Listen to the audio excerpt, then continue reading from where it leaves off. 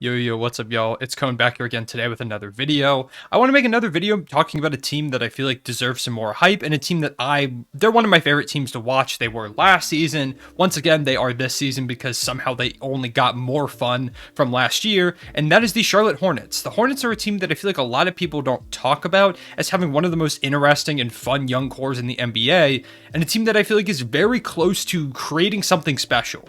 And I'll kind of explain why, but first let me give you a rundown of how their year is going so far. They're 14-11, they're 6th in the Eastern Conference, and they've had the 10th hardest strength of schedule so far. So they're doing pretty well, despite having a pretty tough schedule. They've had some guys miss time here and there. Right now, they're going through a pretty heavy outbreak of COVID in their organization, so don't be surprised if they lose the next few games. I know I'm a curse, but don't be surprised if they lose the next few games after this video, because right now they're dealing with like 5 or 6 guys in COVID protocols. They're being hit really hard by that bug right now, and it's probably going to tank their record a little bit, but this is a really solid team. So many guys on this team are stepping up and performing, and not only that, but I feel like they're kind of set up to make a big splash in the trade market pretty soon.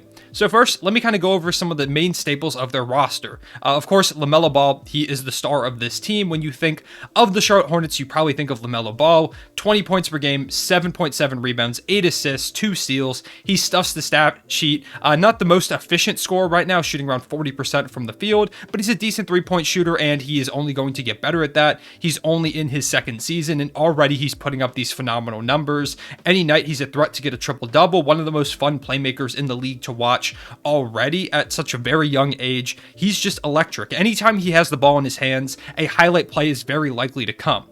And because of how good he is, him being on his rookie contract, he is already one of the best value contracts in the NBA. And so when you look at that, and we kind of look at some of these other contracts of guys that I'm about to talk about in a second, you kind of start to realize that this Hornets team is really good despite not having spent a ton of money. Miles Bridges, for example, 20.4 points per game. He has been their big show out up-and-coming star over the course of this year. He is leading them in scoring 7.3 rebounds per game, 3.2 assists, a steal and a block, shooting 47% from the field, 34% from three. He's doing everything. He steps up in big ways whenever they need him to. His numbers are a little down from the start of the year, but he still looks like he's going to be one of the next stars in the NBA. He is the guy that I think is making a legitimate case to be an all-star in the Eastern Conference right now, and that's not something that I thought, and I was a big Miles Bridges fan. I talked about in the offseason how I was really worried that when Gordon Hayward came back and became fully healthy again, that they were going to bench Miles Bridges. And I'm very happy that that hasn't been the case because of how well he's been playing. He fits so well with LaMelo Ball. They are a perfect duo to go into the future with. Miles Bridges is super athletic. LaMelo Ball is a great passer, so they have a lot of highlight plays at the rim. He's also a good floor stretcher that gives LaMelo kind of some room to drive and kick out to him, or drive and kick it to others. He doesn't really clog up the paint at all. He's super athletic and can play above the rim, similar to LaMelo Ball. He's also, like I mentioned, a decent passer, averaging 3 assists per game, so it's not like he needs the ball in his hands 100% of the time. He's an effective off-ball scorer for LaMelo Ball, so they are a great pairing, and it's showing a lot of dividends. They've been the best 2 players on this roster over the course of the year. Those 2 guys, I think, right now are their main core pieces. And then there's even some other guys. We talk about Terry Rozier, who was one of the most underrated signings of the past few seasons. A lot of people, me included, kind of gave the Hornets crap for getting rid of Kemba Walker and signing Terry Rozier, who was largely unproven, to a very large contract. And it's paid off. He's been really solid in his time in Charlotte. This season, he's averaging 17.7 points per game, 3.5 rebounds, 3.6 assists, 1.3 steals. His numbers are all a little down because, like I mentioned, Miles Bridges has stepped up, taken some of that scoring, as well as this next guy that I'm talking about in a second, Kelly Oubre. But he, all in all, still is a pretty effective player. Like I mentioned, Kelly Oubre is stepping up big time in the absence of a lot of guys. He's averaging around 20 points per game in his last 5 games. He's been hooping off the bench, making a legitimate case to be a starter even when everyone is healthy. PJ Washington is a solid stretch big, you know that. They have Gordon Hayward, who they're paying a good bit of money. And so when I talk about this roster, they are a very deep roster. They have a bunch of guys that can play. We can also talk about young guys who haven't gotten a lot of minutes yet. McDaniels, Kai Jones, James Bouknight, JT Thor. They've got a lot of young talent on this roster. Ish Smith has been a good backup point guard for them as well. The Hornets are doing things really right, but their big weakness is at the center position. They've got Mason Plumlee, who's fine. He's like a decent center, but they really don't have any standout center. Their backup center is PJ Washington, and he's undersized at only 6'9", so they definitely do need an improvement there. And that's where we kind of look at how this team can go from a really solid and fun team to a legitimate threat to win the Eastern Conference. And I think some of that is going to come with time. Of course, LaMelo Ball, like I mentioned, only in his second year. Miles Bridges, this is his big breakout year, and going forward, hopefully, he will continue to improve and build on it, and that already with those two kind of sets you up in the future to be a threat in the East. But when you throw in all these solid role players as well, they've got a pretty solid timeline. But they could accelerate it.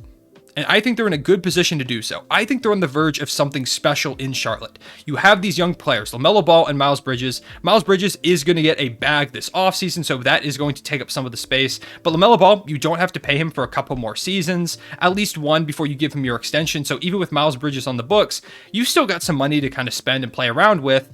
And that's where I look at trade opportunities with Gordon Hayward. Hayward feels like the odd man out here. He's a solid player, but right now they're paying him a lot. They're paying him $30 million, and he's not their best small forward on the roster. That's Miles Bridges. Gordon Hayward, while being a solid player, it doesn't feel like they necessarily need him. It feels like he might be an odd man out, especially when you look at Kelly Oubre, who is stepping up big time. He could be their small forward going forward. He's only 25 years old, despite it feeling like he's been in the league for 14 seasons, it feels like. So going forward, you could maybe have a core of Terry Rozier, LaMelo Ball, Kelly Oubre, Miles Bridges, and then that five. And that's where I think you look at trade options.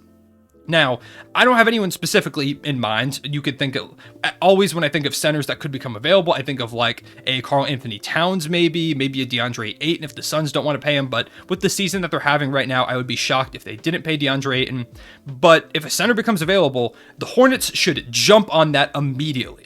They have Gordon Hayward's contract, that $30 million that they can use to match with any star center out there. Even if it's not a center, even if you can go out and just bring in another star to this team, they quickly go from pretty solid team that could make the playoffs to a scary team out east, especially when that improvement comes along for LaMelo Miles Bridges. You could even say Terry Rozier is the odd man out if you want to go with him. When you do have a really good guard in LaMelo Ball, maybe Terry Rozier isn't quite the guy you want. Maybe he's a little more ball dominant than you might like.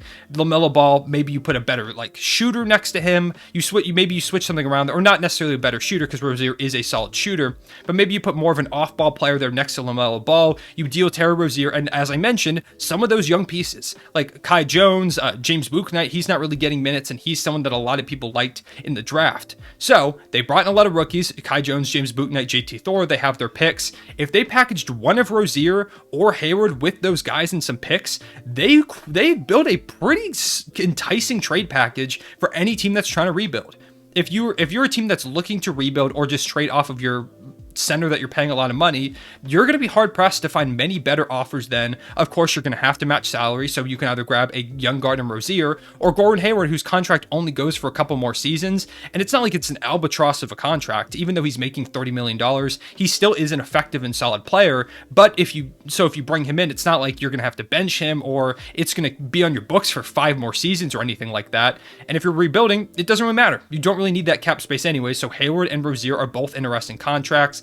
Throwing all those young guys, and the Hornets, I feel like, are not being talked about enough for how quickly they could pop in on any conversation for a star player. Maybe it's someone like a Ben Simmons. I know I was talking about shooters, but that's just the name that always comes to mind when I think of trade packages because of the way that situation's going, how he's just always in the market. Not sure he'd be a very good fit, but just a name I wanted to bring up. Of course, like I mentioned, maybe like a Karl Anthony Towns if the Timberwolves start to disappoint again. But I just wanted to bring this up because I think the Hornets are a very interesting situation where they're kind of in that crossroads. It's a crossroads that we saw a team like the Atlanta Hawks in a couple seasons ago, where they were kind of in their rebuild and they had this young star in Trae Young. They had some solid pieces like a John Collins. I kind of see a lot of similarities between LaMelo and Miles Bridges and John Collins and Trae Young, where you have these phenomenal playmaking guards and you have these high-flying 3/4 players in Miles Bridges and John Collins that kind of fit really well together. And now I feel like the Hornets, they can go out, they can get their Clint Capella, they could go out and make some splashes in free agency like the Hawks kind of did, not this past offseason, but the offseason before, or they could kind of just play it slow. They could let guys continue to develop, and maybe on like the last year of Gordon Hayward's contract, they try to make that move. They kind of just feel stuff out for now.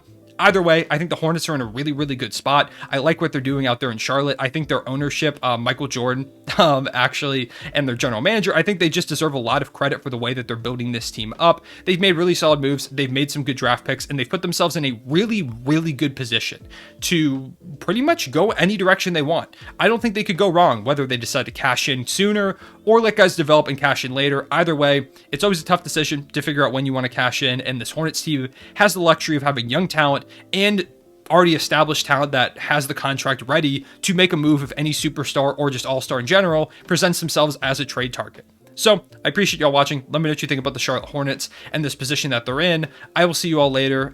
If you made it to this point in the video, drop me the Hornets are scary in the comment section below or something along those lines to let me know you made it that far. And I'll make sure to like your comment. I appreciate y'all watching. I will see you all later. Real one, say it back.